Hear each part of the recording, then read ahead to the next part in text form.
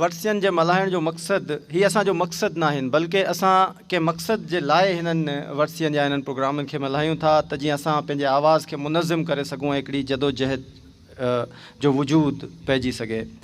हाणे आउं गुज़ारिश करियां थो इरा जे सिंध कमेटी जे मेंबर साईं इलाही बख़्श बिक्कक जेको असांजो मुतहरिक साथी आहे, खेनि गुज़ारिश आहे त अची पंहिंजे ख़्यालनि जो इज़हार करे। इलाही बख़्श बिक्कक साहब।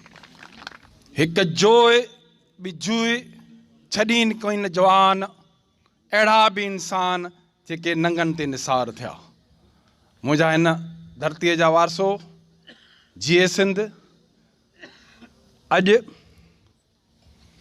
असां उन अज़ीम इंसान जे वर्सी ते गॾु थिया आहियूं जंहिं शाह साईं जे हिन बैत जूह ते पंहिंजी जान ॾिनी ऐं मलिक रियाज़ जेको एॾो वॾो अरबपति, जेको तमामु पाण खे वॾो माण्हू सम्झे थो, उनखे हुन हिकिड़े हिन धरती जे पुट झुकायो ऐं अॼु हू हमेशह लाइ अमर थी वियो। दोस्तो, असांजी जदोजहद इंडिजिनस राइट्स अलायंस जा दोस्त मथे वेठा आहिनि। असां हिन धरतीअ खे बचाइण जे लाइ मैदान अमल में आया आहियूं।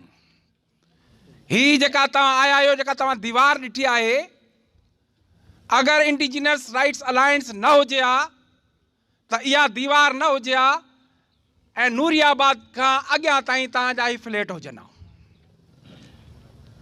पर हिन जदोजहद में असांजे अज़ीम दोस्तनि जेका महिनत कई आहे, ॾिसो ही तव्हां फ्लैट हे जेके अज़ीम वॾियूं वॾियूं जेके बिल्डिंगूं नज़र अचनि थियूं, अॼु खां 2 साल या साल अॻु में त का शइ न हुई।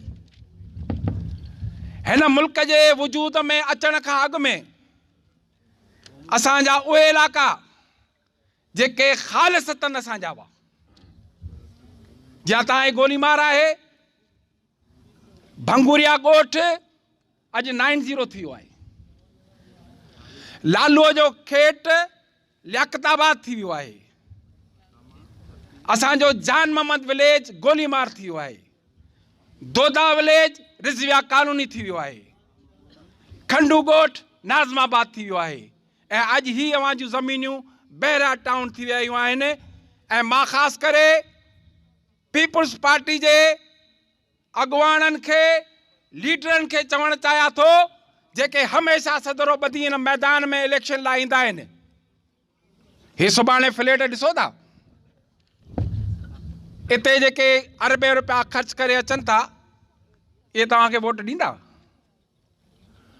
1985 में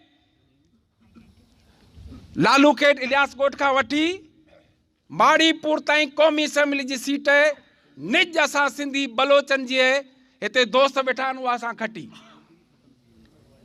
सूबाई असेंबली जी सीट शेर शाह तंहिंजो पोटो शेर अली शाह उहा खटी।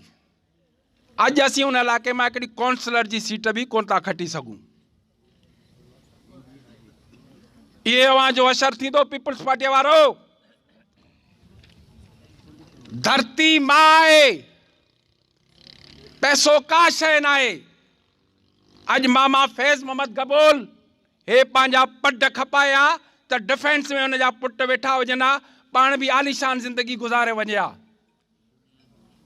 पर जो ऐं जूही तां जेके निसार थियनि था, से हमेशह अमर रहनि था ऐं अवां जिन ज़मीनूं खपायूं ऐं मलिक रियाज़ सां गॾु बीठा आहियो, उहे हमेशह लाइ निस्तो नाबूद थी वेंदा। ख़ुदा रा होश कयो। दोस्तनि चयो आहे त घटि ॻाल्हाइणो आहे, थोरो लिखणु घणो सम्झंदा, मैदान ते अचो। हिन बहरिया टाउन जेको इसराइल आहे, जेको असांजी तबाही जो वजूद आहे, उन जे लाइ मैदान अमल ते अचो। ठठे वारे दोस्त चयो असीं सॼी सिंध तव्हां सां गॾु आहे ऐं वाकई सॼी सिंध तव्हां सां गॾु आहे। मैदान ते अचो। इन मलिक रियाज़, इन बहरिया टाउन खे जेको सो निष्ठ नाबूद करे असीं पंहिंजो साहु खणंदासीं। हिन चीज़ खे मामूली न सम्झो।